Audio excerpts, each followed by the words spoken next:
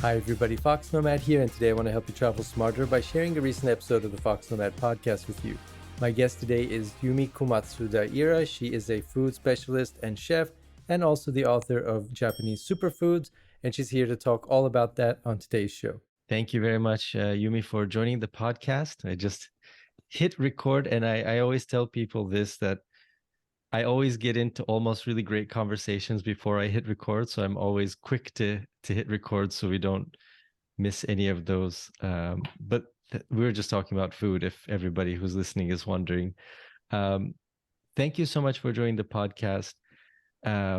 I saw your book. I was really interested in it, mainly because when I visited Japan, one thing I noticed, people ask me, what's Japan like? And I'm like, a lot of things, but the food is the first thing that comes to mind. And it's not only the ingredients, but it's the presentation of the food, the sort of the portions of everything. Like, it's very thoughtful, it's you're very calculated, and you're eating so many colors and like vegetables and fish and meats. It's a really great cuisine, and I wanted to learn more about it. But before we get into that, what's your background? How did you get into foods, writing about superfoods?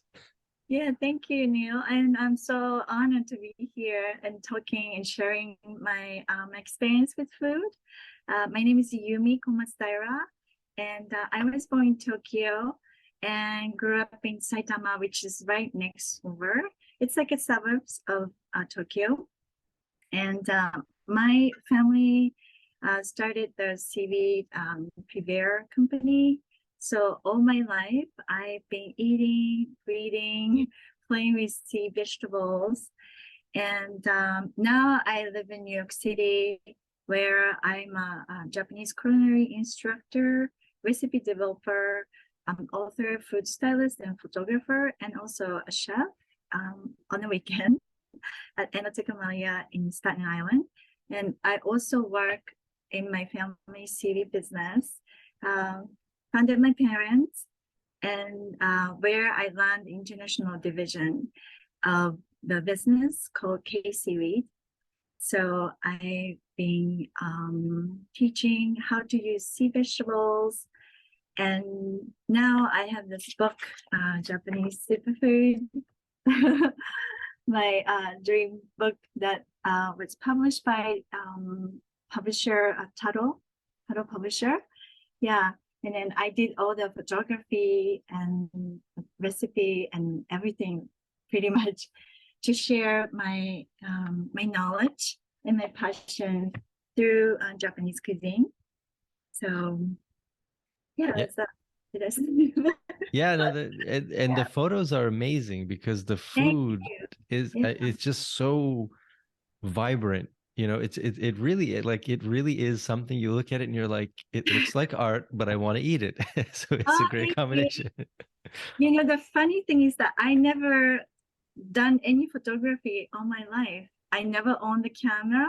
I I had no idea if I could do this, but my initial editor from Tuttle, this wonderful editor, Kathy, she saw me in this talent that I didn't know, and she really encouraged me to take all my images.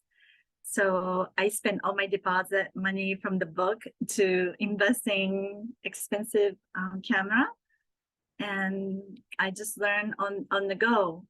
Yeah, so it's really amazing. Turn Yeah. on me. Yeah. It looks great. And we do talk about tech on this podcast from time to time. So I'm curious what camera it is, out of curiosity, which Oh, camera you chose. uh, I have the Nikon, which is Okay. Nikon.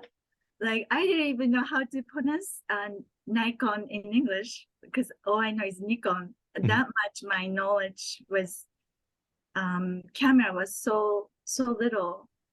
Yeah, it's really amazing.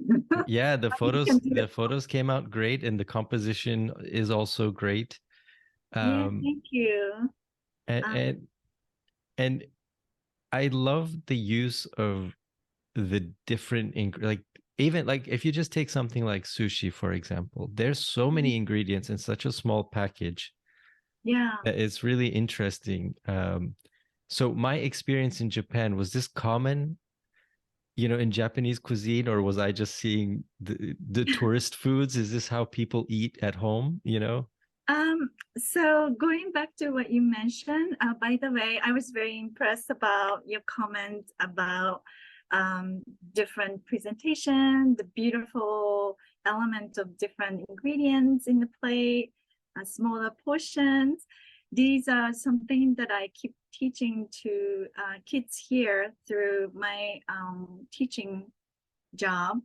That you pinpointed, and I was really impressed. Yeah, but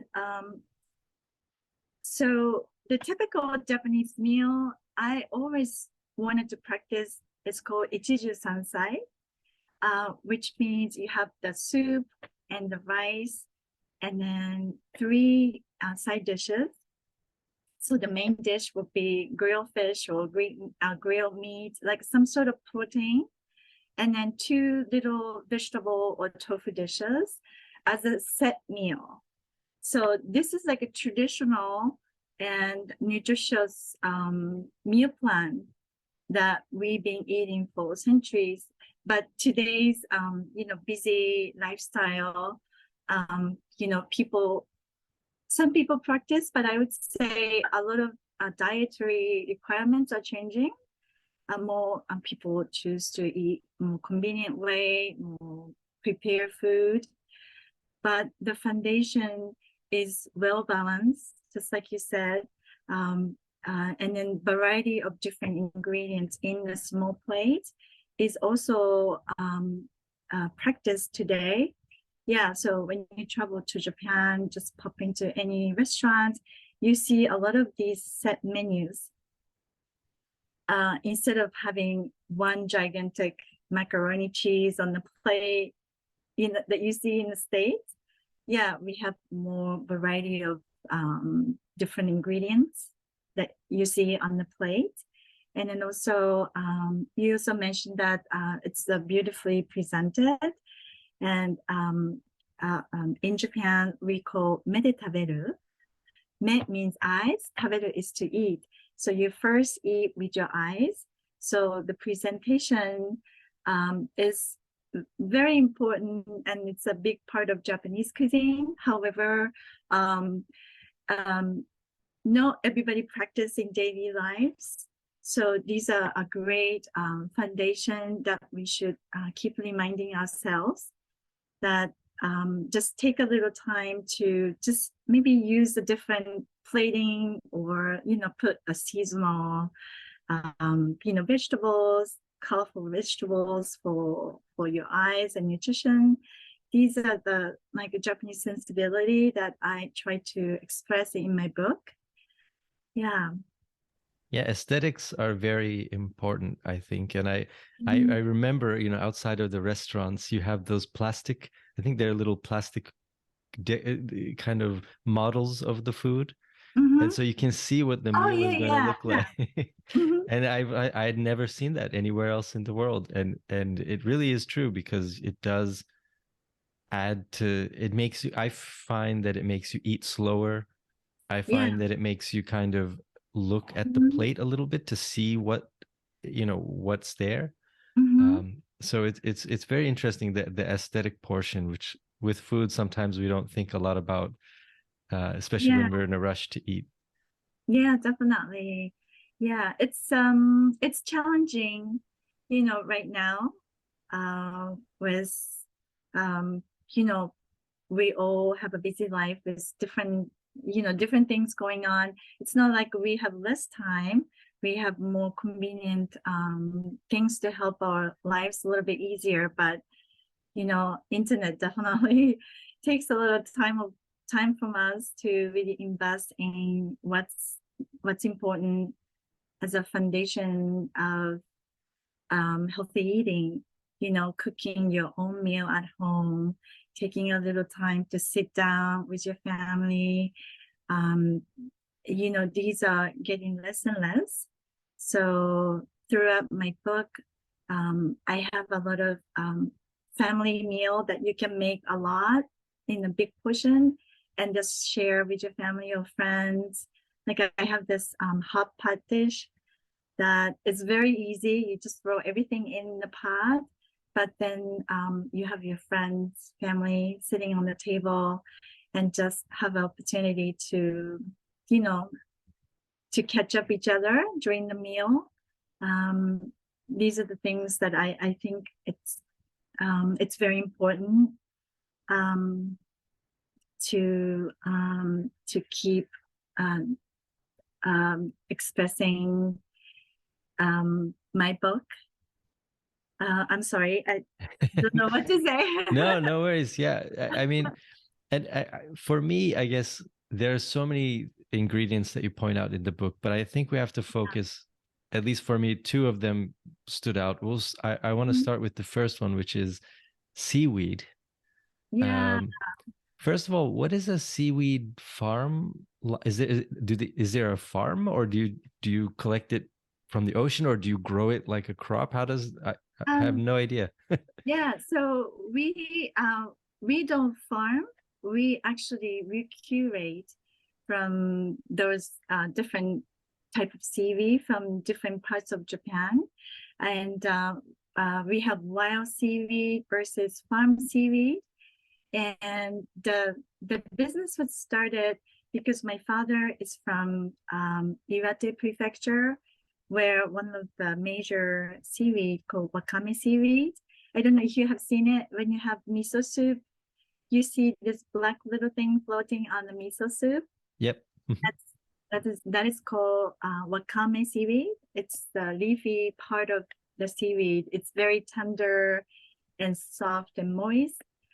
So he wanted to bring something from where he's from and distribute it in metropolitan area. There is no ocean, so for that kind of seaweed, it's hard to have wild. Although we still source farm um, seaweed from the farmer, but majority it's hard to get the wild seaweed for wakame seaweed, that kind of seaweed. The majority is farmed. Yeah, and then also you have the kombu seaweed, which is, I don't know if you have seen her dashi broth, which is also very important ingredients for Japanese cuisine. Those are the long dry seaweed. So we have some product that they harvest and also the wildly catch. So it's a combination of farm and then just naturally grown.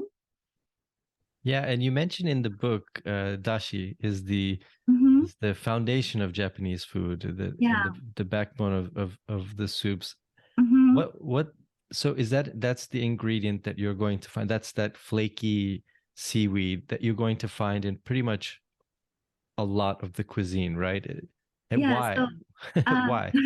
so dashi is made from kombu kelp, which is the long seaweed that you see. It looks almost like a black stick when you see at the store. Sometimes they cut into small pieces, but sometimes long and folded.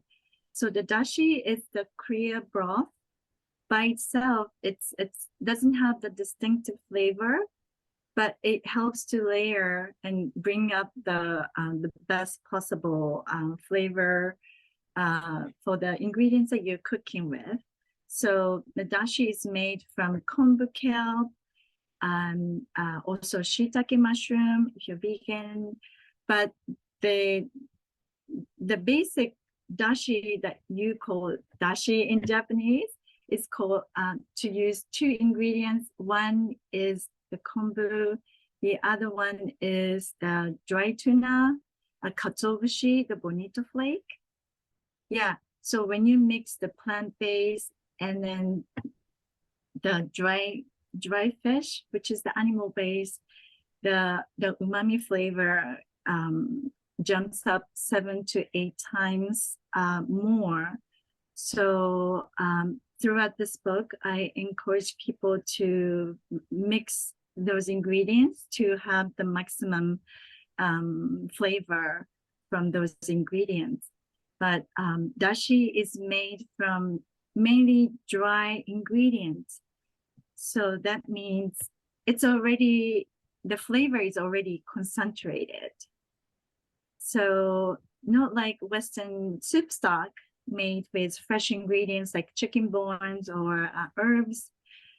Japanese soup stock is very quick and then very simple to make because of the ingredients. The bonito flake or the seaweed are already dry and concentrated flavor.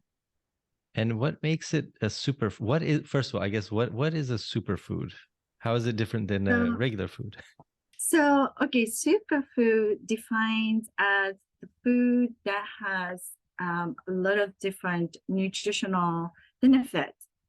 So, for instance, each country, I believe, has different kind of superfood. Like your background being Turkish, maybe turmeric or black coriander seeds or black coriander oil that I heard. Something like that kind of the food that gives you a great benefit. We have that kind of superfood ingredients too as Japanese cuisine. Like for instance, the fermented food. The best example would be miso paste. Yeah, that's one of our superfood. Has a great benefit for gut health. Boost up the immune system. Also, amazing savory flavor that you get just using a tiny little bit of flavoring goes amazing flavor and also health benefit. So I just pick few key ingredients that I believe what makes Japanese food so healthy.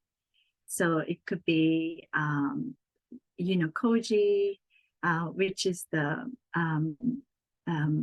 Aspergillus oryzae. It's a healthy mold that is responsible for create, sake, rice vinegar, soy sauce, all kinds of condiments that we use in daily basis in Japanese cuisine. That's a very important superfood. Seaweed, of course, packed with high in mineral, vitamins. Also, people don't know about much of a seaweed is that it packs with high amount of protein. So if you are vegan and looking for something, great benefit versus, eggs or meat, seaweed gives a great nutritional balance, omega-3 fatty acid, great for digestion. So, I don't know. Yeah. So many, I'm sorry, so many different elements of ingredients that we can talk about that is really great for your body. And Japan has a very long life expectancy when you look at life expectancies around the world. So the food must have, seems maybe it has a big part of that. Yeah. I recently learned about birds on diet. Like Okinawan diet was one of the diets that they picked to talk about it. And yeah, Okinawa is a southern part of Japan where people live longer, healthier life. They eat a lot of seaweed and with a small amount of protein, like pork. There is a famous dish that they cook with seaweed and a little bit of pork, and or they drink a lot of green tea. Stuff like that. It's very interesting as a Japanese, looking at Japan from outside.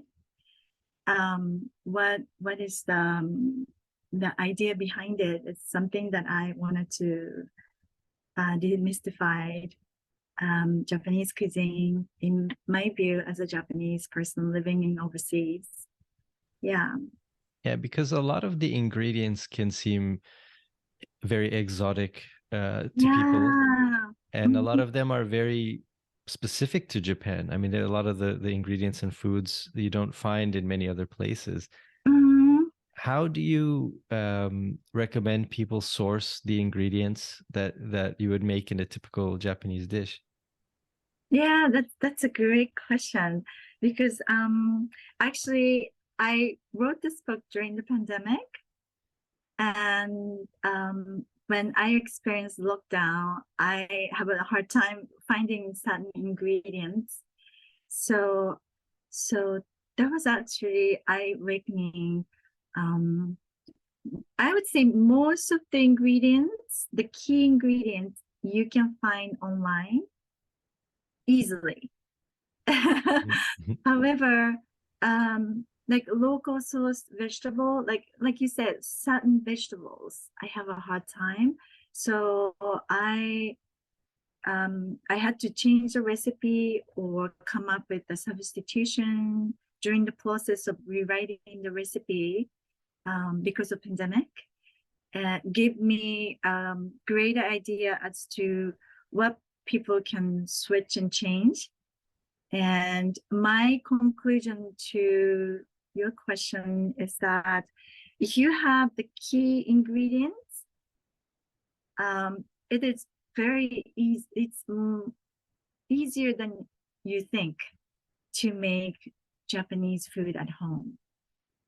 Like, Yeah, yeah. Oh no, I'm glad you say that yeah, because it seems it does seem intimidating. Uh, yeah, es- definitely. but Mm-hmm. I feel like I see seaweed all over the world. I see seaweed for sale in supermarkets. Yeah. It's something Mm-hmm. that's pretty common. Mm-hmm. There's usually like a small Japanese section in a lot of places, or at least Asian food section where you do find it. I'm surprised how many places around the world you can find seaweed. You can't? Oh, you can. Yeah. I mean, like I'm surprised that it's so widespread. Mm. Oh, yeah, yeah. It's, you know what? Seaweed, after all, it's the sea vegetable. Yeah. So, yeah, and in Japan, it's pretty much straightforward. Um, what can be eaten and what cannot be eaten. But since I moved to the States, I see all kinds of different type of seaweeds that I never see. So if I find something interesting, I will buy it and send it to my sisters. I have two sisters back home who are also in the business. So I will just ask them like, what is this? What do you know about this? Can we get this from Japan? And mostly they say, no, I think it's really special to the local, because I have seen people foraging freely, right?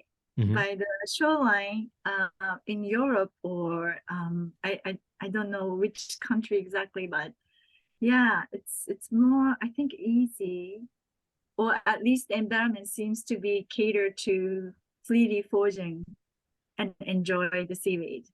Yeah. I think seaweed it's not really thought of as a health food, or it's not more popular.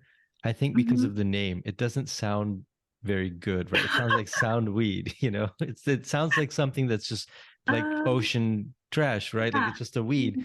It's not something you don't think of it as something you would eat because we don't, eat, Yeah, yeah. So I uh totally understand. Well, I should call sea vegetables, which I try to call sea vegetable. Is that better? Right? it sounds much better. Yeah, it sounds much better. You're like, oh, sea vegetables, they must be good for Yeah. me. Yeah. Mm-hmm. So where should somebody start, like if they want to jump into making a Japanese dish? Let's say Yeah. they're new, they're not familiar with the ingredients or the Mm-hmm. preparation. What's a Mm-hmm. good one to start with? Do you have a favorite? Yes, actually, I love this question. Thank you for asking. Sure. Okay, so I would start with try making dashi.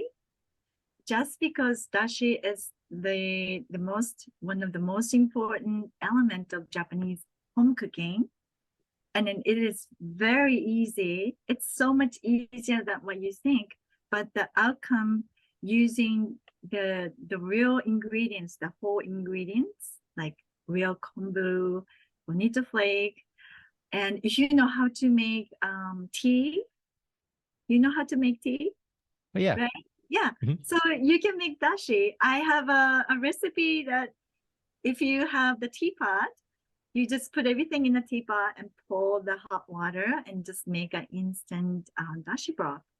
And then if you have miso paste at home, or even soy sauce, if you don't have miso soup, you just add you just add the small amount of miso paste, or by the way, miso paste is the fermented soybean paste, Mm. and or soy sauce into the cup, and then pour the broth that you just steeped, and then just mix, just throw a few, chopped green onions or seaweed flakes, and just make an instant miso soup at home. I would say maybe what, 3 minutes, 5 minutes. Okay. That's great. Yeah. I don't So think it can be easier than that. yeah, you know what, dashi, a lot of people today use granulated powder. Mhm. And I don't deny it if that's what you have. That's your choice to use it. And these are, uh, I would say, artificial flavor, a lot of additives. So I would recommend it. If you want to try the authentic real flavor with all this superfood benefit, the vitamins and minerals, all this great benefit for your nourishment. I would just encourage you to use the real ingredients that you can easily purchase online, or the local Asian stores. Yeah, so I would say number one is the miso soup. Miso soup. And now going to the end of the spectrum, what is the Yeah. hardest thing to make? What is a very difficult dish that you think? For Japanese, I would say um, maybe, let's say, like sushi, Mhm. because you have to know where to get the best quality sushi, and no, best quality raw fish, the Mhm. sashimi. Yeah. So to know right ingredients for raw fish, I think you have to have experience and knowledge as to how to pick the right ingredients. Because sushi is such an iconic dish. I have some recipe that I introduce sushi dish um, with the fish and with the fish. So my sushi recipes is use salmon sashimi, which is relatively easy to find in the States. So if you want to try something sushi at home, you can choose that kind of um, more easy to source ingredients. But in general terms, yeah, sushi may be to create the same kind of feeling. Um, it might be a little difficult. So Yeah.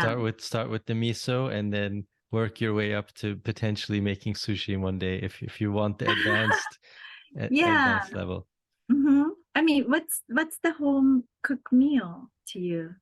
It's like a comfort food, right? That you Mhm. can eat every day, the rice dish, the vegetables. I would start from something that you can relate uh, in terms of ingredients. Yeah, and Yeah. what I like about the book and Japanese cuisine is it's very flexible. You can Mm-hmm. you can like if you're vegetarian or vegan, you can Mm-hmm. make a couple of exchange swaps, for ingredients, and it's more or less, you have the elements. Yeah. If you're missing some vegetable, when you have the foundations, if you're Hmm. missing a vegetable, or you can add a vegetable or a meat or whatever, it seems like you can kind of play with it once you get the basic elements down. Yeah, definitely. I have this recipe, one recipe that was used bamboo shoot. It's bamboo shoot is one of my favorite. Have you ever tried before? The Yes. fresh one. Yeah. Oh my That's God. very good. Yeah. Yeah, so like forging it is so much fun during the springtime. I have a lot of fun memory with my parents kicking the ground and try to find the pointed tip of the bamboo shoot coming out the shoot. uh, During the pandemic, I couldn't go out to get it, or I couldn't get the fresh one. So I start experimenting using what I found in American supermarket. And I found that the zucchini was pretty close texture. So I have this rice recipe, chirashi sushi, which is a scattered sushi dish that is vegetarian friendly dish. I use zucchini instead of bamboo shoot, and yeah, something like that is very important recipe to be able to switch and change what's available in your area. Yeah. Yeah, and I think that makes it less intimidating, right? Like if you can switch an ingredient or two, I guess there's different types of cooks, or there's people who are very focused on the recipe, like specific, and some people are more flexible. Mm-hmm. In the book, though, it's you leave room for flexibility there, right? So like you can kind of play around a little bit. It's not super. It's not like baking a cake where you kind of have to be very precise. Oh, thank you so much for pointing that out. Yeah, appreciate that. You know what? Because I never trained professional chef, or I never went to culinary school um, to learn how to cook. It's everything is I learned everything from my mother's and my grandmother's kitchen, and I have a kid and I have a busy lifestyle. I mean, who has time to do all this regiment today? Yeah, I'm all about shortcut and what can you eliminate to make it easy. Because, I mean, like you said, Japanese cuisine to a lot of people feel like this is a restaurant food, Yes. right? Hmm. So if you want to have Japanese food, let's go to the restaurant. Yeah. Yeah, yeah. So but I want to tell you it's one of the easiest, simplest cuisine that you can cook at home. And trust me when I say it. Yeah. I think, I think for people who are listening, Mhm. you have to take a look at the book, Japanese Superfoods. You have to see the pictures. You're gonna want to eat what you see in the book, and Oh, thank you so it much. will encourage you to try it. I don't. I think you're right. Now that you mention it, not a lot of people go, what are you cooking? People will say, oh, Italian or Indian food, or you rarely hear Japanese. It seems like, because it does seem very like advanced cooking, but it doesn't. Yeah. Like you say, people on a daily basis are eating every day, so they're not going to make something super hard, complicated every day at home, Yeah. right? Yeah. Mhm. And I have to point it out that, most of the key Japanese ingredients are already done by the people who manufacture it. So you really need minimum effort, because, like, for instance, when you try to season the soy sauce, the miso, these are all beautiful fermented condiments.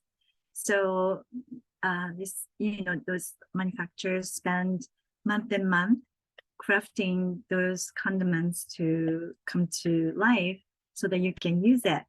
So, um, if you have few of those important key ingredients, you can make a Japanese food at home so easily. Yeah. So you know what I mean? Yeah, yeah. I mean, I hope people, try it. I think it's encouraged me to try to cook Japanese food just because I love the cuisine. I really do. I Mhm. think Japan is kind of a country that people either think about the food immediately or they don't think about it at all when they think about it as a destination to visit. To me, Oh yeah. I can't think about anything else when I think of Japan. Like people, I tell people just eat everything. It's really, really good, and it's so different and there's so much variety. Like you can go from one Yeah. city to the other and the cuisine is totally different. I mean, it's really Yeah. fascinating. Yeah. Also, seasonality is a big part of Japanese cuisines, because we are a tiny little island. 4 seasons, we really celebrate each season. And then let's say you have harvest this one particular vegetable during the summertime, so much so that you start making pickles and really repurpose during the harsh winter when the vegetable are less available. But, fermented pickles that you can really enjoy that you harvested during the summer, these are really common. And at least my household that I grew up, my mother would like pickle everything during those, month of a large harvesting vegetables, and then, get ready to eat those, um, you know, labor, labor intensive pickling, um, vegetable during the winter that we are missing something. Um, Yeah, and you know that in the book there's a lot of talk about fermentation. There's a lot of fermented foods or yeah. ingredients, and it's a big part of Mhm. the cuisine and has many health Yeah. benefits as well. Yeah. So, actually, when I was little, my father showed me how to make miso at home. And I still remember when he opened the big barrel, I saw a puddle just floating on the surface of the miso. And it was so like amber, almost like a dark syrupy looking.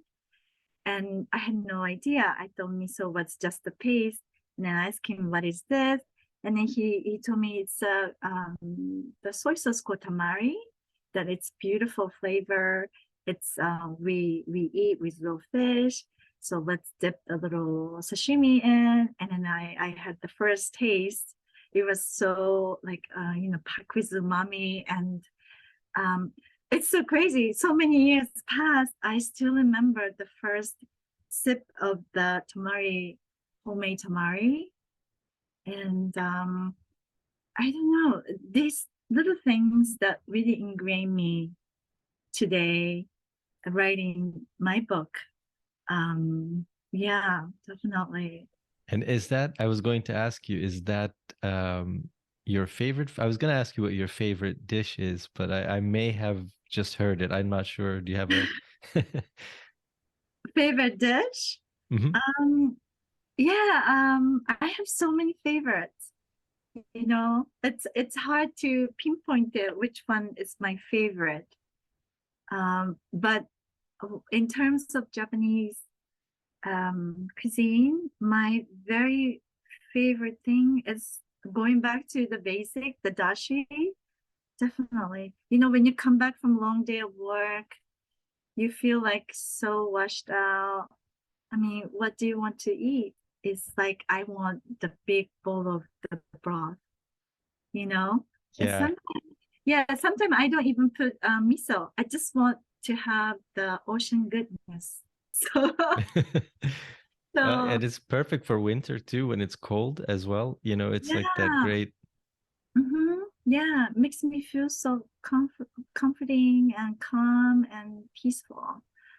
Yeah, so Well, for people listening, all of those ingredients are listed in the book. I think, seaweed probably everybody has heard of. Dashi probably everybody has not heard of, but there are two new Mhm. ingredients for you to use and play with and to cook with. Um, I really appreciate your time. This has been fascinating. Thank you. I'm trying to remember a dish I had in Japan, and I asked somebody what's their Yeah, favorite dish, and he said, "Oh, it's winter, so you need to eat this one dish," and I cannot remember the name right now. It was winter. like in yeah, I can't. You know what? I'm gonna look it up. Is that nabe? No, it's not nabe. It's not Uh, nabe.